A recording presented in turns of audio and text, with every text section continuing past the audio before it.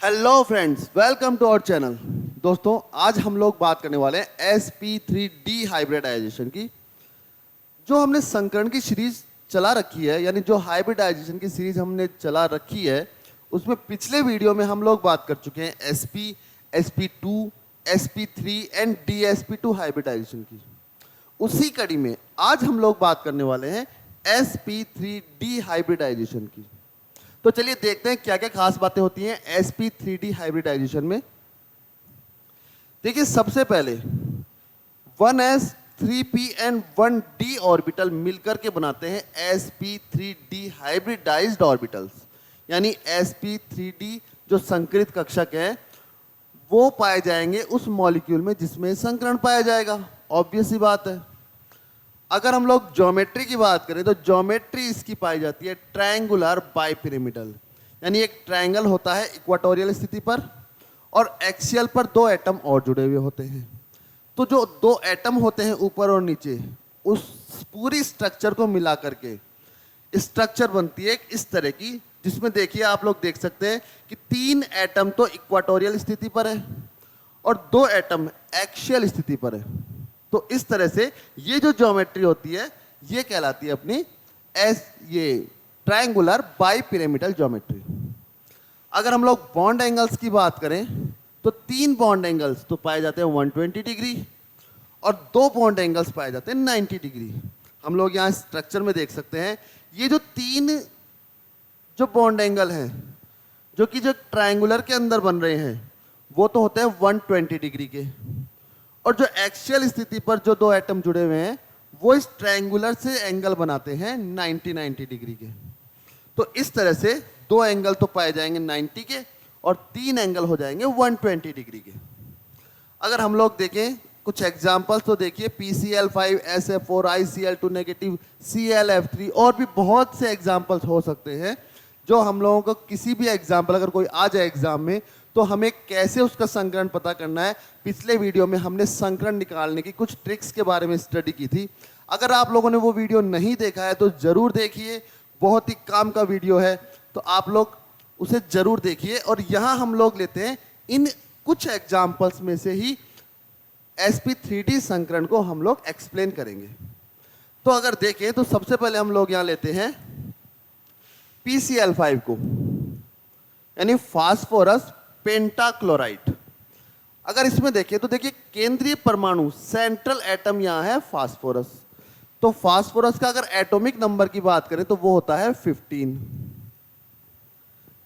तो यहां पर इसका इलेक्ट्रॉनिक विन्यास होता है 1s2, 2s2, 2p6, 3s2 and 3p3। यानी टोटल 15 इलेक्ट्रॉन्स होते हैं। 10 तो ये हो गए और 5 ये हो गए, टोटल 15 इलेक्ट्रॉन्स। अब देखिए यहाँ पर जो पहले वाले कोश हैं वो कभी भी बॉन्डिंग में भाग लेते नहीं हैं उनके इलेक्ट्रॉन्स। तो जो आउटर मोस्ट शेल है उसी के इलेक्ट्रॉन्स भाग लेते हैं, जो भी यानी बॉन्डिंग जो होती है उनमें यही इलेक्ट्रॉन्स बॉन्ड बनाते हैं। तो हमें इनके लिए हम लोग सिर्फ एक नियॉन का विन्यास यहाँ लिख देते हैं और इस तरह से इलेक्ट्रॉनिक विन्यास हमारे पास बच जाता है 3s2 एंड 3p3। अब देखिए sp3 और d ऑर्बिटल, यानी हाइब्रिडाइजेशन में हमें पता है कि d ऑर्बिटल काम में आने वाले हैं और p के बाद वाले d ऑर्बिटल काम में आने वाले हैं। अब जहां पर तीसरा कोश यानी थर्ड शेल स्टार्ट हो गई वहां 3sp है, 3pb है और 3db है। इलेक्ट्रॉन हो सकता है उसमें नहीं हो लेकिन 3d प्रेजेंट है। तो यहाँ हम लोग देखें अगर हमें ज़रूरत पड़ जाए तो हम लोग लिख लेते हैं 3d0 विन्यास होता है। यानी d ऑर्बिटल है तो सही लेकिन उसमें इलेक्ट्रॉन है नहीं। तो इस तरह से अगर हम लोग देखें तो यहाँ पर s ऑर्बिटल में 2 इलेक्ट्रॉन्स, p ऑर्बिटल में 3 इलेक्ट्रॉन्स और d ऑर्बिटल हमारे पास रह जाता है खाली। अब देखिए यहाँ पर बॉन्ड बनाने हैं हमें 5, यानी 5 Cl एटम जोड़ने हैं। बॉन्ड बनाएंगे फास्फोरस के साथ और हमारे पास अनपेड इलेक्ट्रॉन है यहाँ पर 3। तो जैसे ये Cl एटम 5 आएंगे फास्फोरस के पास, उस वक्त ये जो पेयर्ड इलेक्ट्रॉन्स हैं ये थोड़ी सी ऊर्जा पाकर ही यहाँ से एक्साइटेड हो जाएंगे। तो थोड़ी सी एनर्जी की ज़रूरत है इनको, तो जैसे रिएक्शन की एनर्जी आएगी, हम जब रिएक्शन कराते हैं उस एनर्जी से ही ये इलेक्ट्रॉन यहाँ आ जाएगा। तो यहाँ हम लोग इसे तो लिख सकते हैं ग्राउंड स्टेट, और ये हो गई हमारे लिए एक्साइटेड स्टेट, जहां पर एक इलेक्ट्रॉन 3s ऑर्बिटल से 3d ऑर्बिटल में आ जाता है। इसको बोलते हैं एक्साइटेड स्टेट। अब देखिए यहाँ पर 5 अनपेयर्ड इलेक्ट्रॉन्स है हमारे पास, यानी 5 बॉन्ड बन सकते हैं फास्फोरस के यहाँ। तो 5 Cl एटम है वो आते हैं। अब हमें पता है कि Cl के पास एक ही लोन पेयर, जितने भी हैलोजन होते हैं उनके पास एक ही लोन पेयर इलेक्ट्रॉन होता है।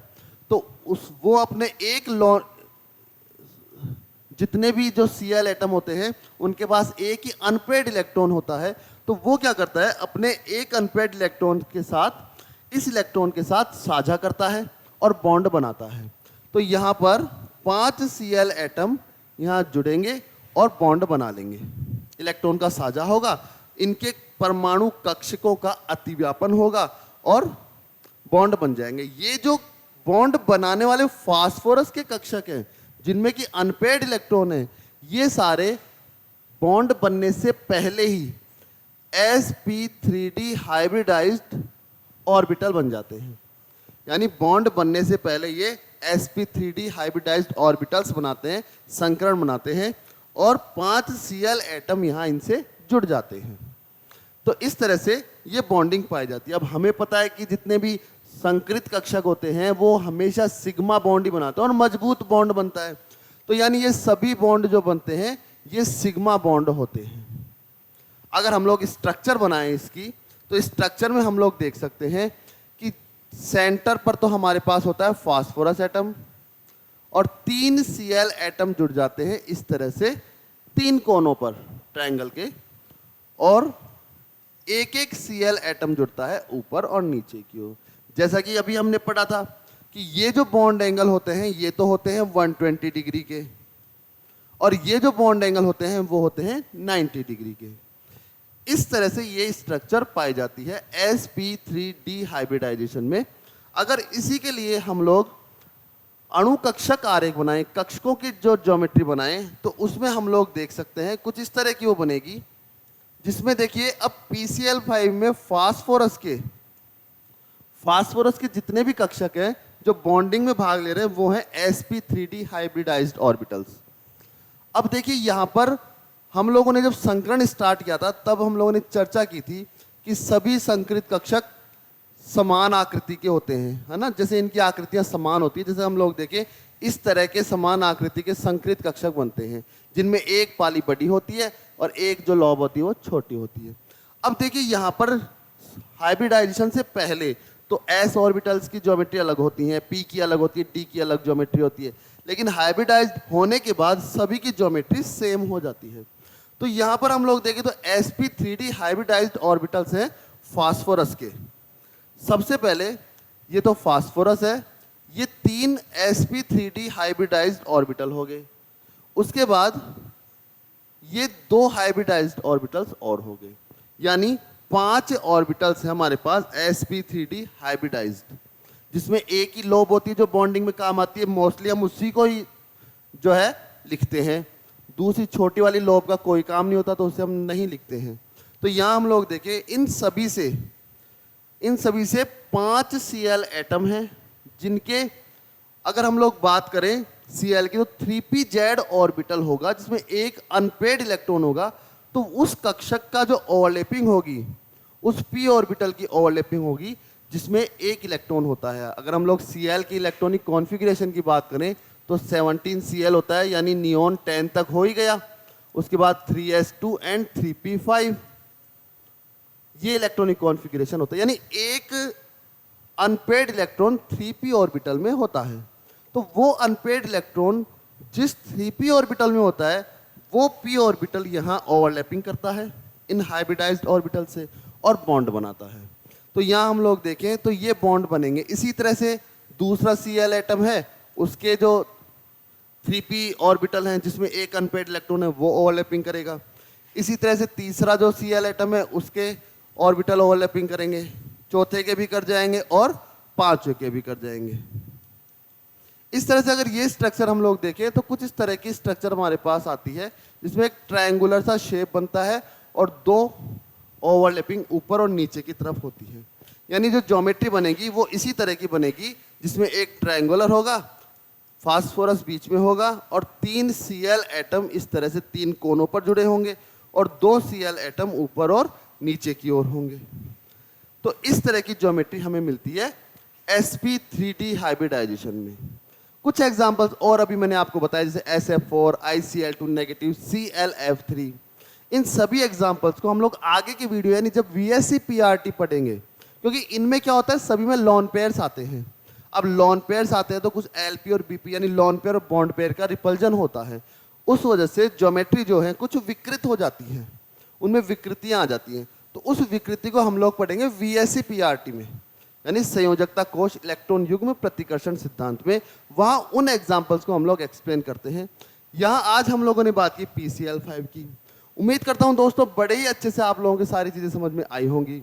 तो लगातार हमारे चैनल को लाइक करते रहिए, शेयर करते रहिए और सब्सक्राइब जरूर कीजिए। और नए से नए वीडियो लेने के लिए लगातार हमसे जुड़े रहिए। धन्यवाद।